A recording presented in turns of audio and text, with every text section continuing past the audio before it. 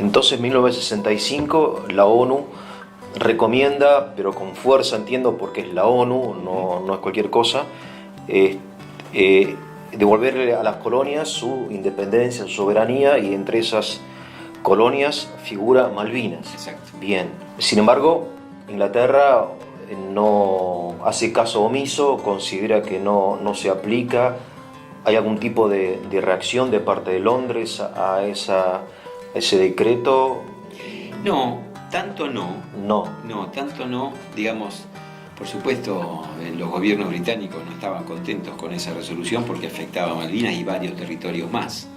Pero era Más importantes que Malvinas, supongo. Sí, no sé si más importantes, pero Gran Bretaña fue un imperio O sea, mundial. el peñón este que tienen en España, qué sé yo. Sí, pero ellos tienen territorios en todos lados. Todos lados. En el Caribe, en el Pacífico, en el Índico, en el Atlántico, en todos lados. Pues ellos tienen como el concepto, perdón, del trofeo de guerra, puede ser, en parte Sí, como fue un imperio. justificación. Mirá. Yo una vez hablando con un inglés, perdón, te interrumpo, muy educado a la persona, realmente muy educado, y me decía, no, lo que pasa es que Malvinas fue un trofeo de guerra, porque había una guerra entre españoles y, bueno, y la guerra histórica, ¿no?, entre los dos imperios.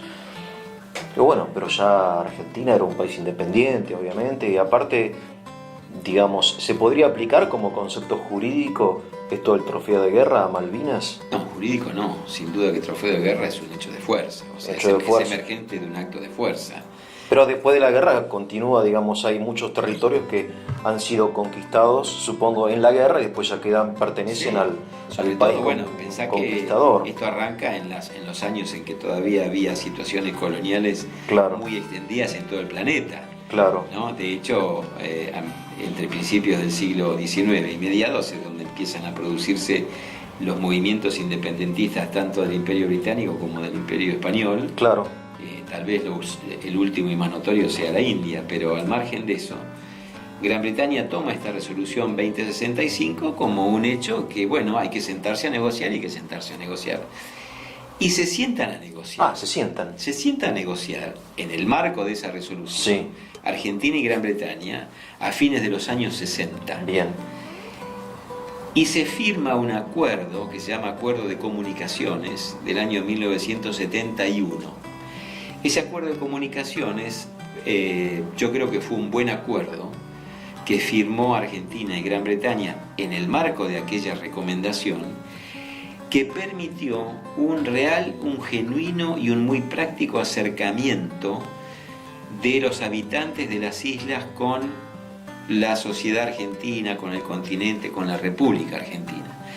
Estos acuerdos de comunicación establecían varias cosas. Una de las cosas que establecían eran, por ejemplo, que Argentina se comprometía a construir una pista de aterrizaje que permitiera unir el continente con las islas por modo aéreo. No había hasta ese año una pista de aterrizaje en serio, había pistas de tierra, claro, de aviones muy chicos.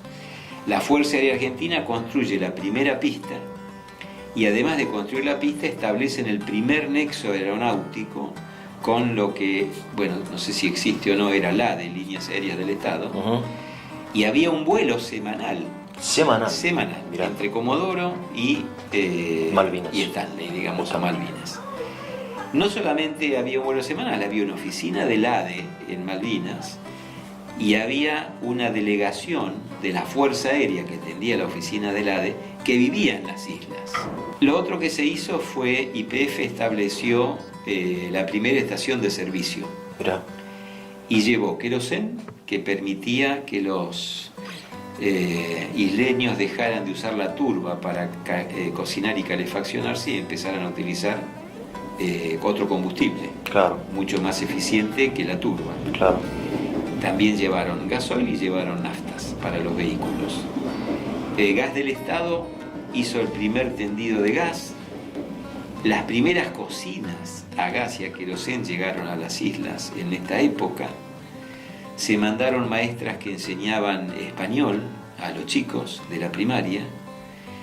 Se establecieron facilidades para que, sobre todo los hijos de los isleños, pudieran venir a estudiar al continente. Ahí tengo una anécdota.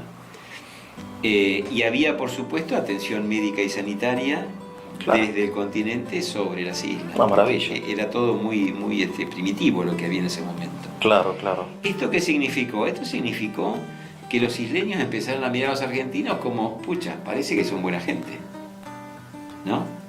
Nos traen comodidades, nos traen facilidades, están cerca nuestro, nos ayudan, atención médica, educación. Te hago una pregunta. ¿Los isleños se van rotando o se iban rotando o son isleños que se quedan ahí permanentes, padre, abuelo, bisabuelo? La mayoría eran población que había empezado en 1833. Ah, ya son fueron llegando, por supuesto. malvinenses Sí. de 100 años de permanencia. Sí, por supuesto, a medida que pasa el tiempo hay más movimiento, más llegada de otras nacionalidades, sobre todo chilenos, africanos. Hoy hay de todo en la población, pero en aquellos años, mediados del siglo XX, la mayoría, la enorme mayoría, eran isleños nacidos descendientes de británicos, los que vivían allí.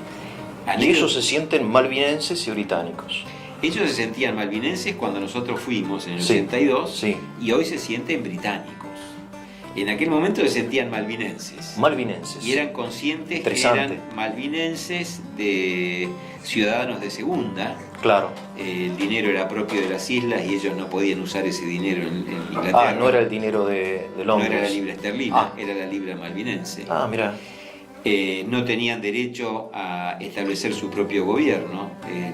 El gobierno venía impuesto. Ah, no se elegía gobierno democráticamente central. el No. intendente. Si o no bien sé qué hoy sea. hay un gobernador que manda el gobierno central, hay un consejo legislativo que votan ellos. O sea, ahora Tienen autonomía. reforzaron ahora como la cultura política y la pertenencia a Gran Bretaña, que antes no existía, tanto eran como de segunda, como decís Tanto vos. es así que Thatcher les permitió ser ciudadanos británicos. No lo eran. No lo eran. ¿Y qué eran? De segunda, de una colonia. Ah, Las colonias tenían un rango inferior. claro. Bueno, ahora ellos tienen el mismo rango que un londinense. Claro, obviamente para reforzar el vínculo con la metrópoli. ¿Por Obviamente. qué? Porque la política de Gran Bretaña hoy es, por parte de los habitantes, Sí, pretender que tienen derecho a la autodeterminación. claro. Sí, Eso sí, es sí. lo que dice Gran Bretaña. No, Sí, sí. ellos van a decidir qué quieren ser. No, esto está abortado de inicio por la Claro, resolución sí, de sí, Naciones está Unidas. mal parido. Sí. Pero esto es lo que esgrime Gran Bretaña Claro, hoy claro. en cuanto a los habitantes. Bien. Entonces en los 70 tenemos como un acercamiento de este tipo, Sí. digamos, de la Argentina, Sí. la presencia de YPF, del Del gas, Estado, del ADE, de maestras, de maestra, de aviones, sanidad, de un montón de etcétera. cosas. Y esto funcionó bien hasta el año 76. Sí, ¿Qué pasó en el 76? En el 76 hubo una misión que se llamó la misión Shackleton, en honor a un viejo sí. aventurero británico. El Polo Sur, del famoso, Polo Sur, del exacto. Endurance, del barco. Del Endurance original. Sí, sí. Exacto. Y esta misión hizo una prospección de recursos sobre el Atlántico y encontró indicios de petróleo Mira, y otros recursos. claro. Por supuesto, ya estaba a flor de piel y visto el recurso ictícola, Claro. más allá de las ballenas y las focas y estas cosas. Entonces, esa misión Shackleton, cuando vuelve a Londres y hace su informe, ocasiona un cambio de política en el gobierno británico, que Claro. era abierto a, bueno, tengamos esta comunicación con los argentinos, y a partir del 78, 79 se endurece la Se endurece. O sea, no solamente el paso entre los océanos, sino ya son también los recursos naturales de la zona, posición. Exacto. que según me decían es una zona riquísima.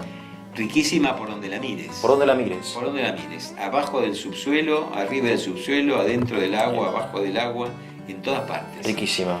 Pesca a morir, de hecho es Argentina por la zona nuestra, ¿no? Pero el Atlántico Sur en particular está sufriendo hoy una acción de depredación de las enormes flotas pesqueras que Sí. actúan porque se corre el riesgo de agotar los recursos. Tal cual, Es claro. decir, todas las especies tienen ciclos, no es que el pez está metido ahí permanentemente. Claro, Eso, claro, sí. Se reproducen, nacen, mueren, las Sí, corrientes los llevan, los traen. No sé quién me dijo que cuando uno va en avión de noche, en la línea digamos, de la plataforma continental, digamos, donde termina nuestro mar territorial argentino, son todas luces. Hay fotos. Pesqueros, Hay fotos, no sé, de China o de no sé de dónde, pescando en la frontera de nuestro mar. Los más pesados allí en cuanto a presencia son españoles y chinos. Claro, y están ahí. Y están ahí, y están pescando ahí. Pescando ahí. Este es un tema. Después está el petróleo o los recursos minerales de todo tipo, que son nuestros, no hay ninguna duda. ¿Quién los está explotando? Los británicos. Los acuerdos de Madrid son una mochila muy pesada. ¿Este acuerdo de Madrid qué es? Es un acuerdo que firmó Menem, que había iniciado Caputo las conversaciones Sí. cuando era canciller de Alfonsín, Sí. para lograr algún acercamiento con Gran Bretaña. Sí. Pero lo termina de redondear y de firmar Menem a instancias de Cavallo, que era su canciller. Sí. Allí es donde se establece por primera vez la famosa fórmula del paraguas de la soberanía. Sí. Otra de las cosas que hace esta relación entre Gran Bretaña y Argentina es declarar formalmente el cese de hostilidades por parte de Argentina, porque la guerra del 82 fue una guerra no declarada por nadie Claro. al inicio y no declarado el cese de hostilidades por nadie a su fin. Lo hace Menem en el 90 cuando firma estos acuerdos. Pero estos acuerdos tienen el motivo superficial o aparente de generar acercamiento con Gran Bretaña, facilitar las negociaciones y explotar recursos en común. En realidad son ellos los que explotan, nosotros no estamos explotando nada. Y además pone limitaciones muy pesadas y muy, te diría yo, oprobiosas para la dignidad de los gobiernos, de la sociedad y de las Fuerzas Armadas argentinas, que ningún gobierno ha denunciado.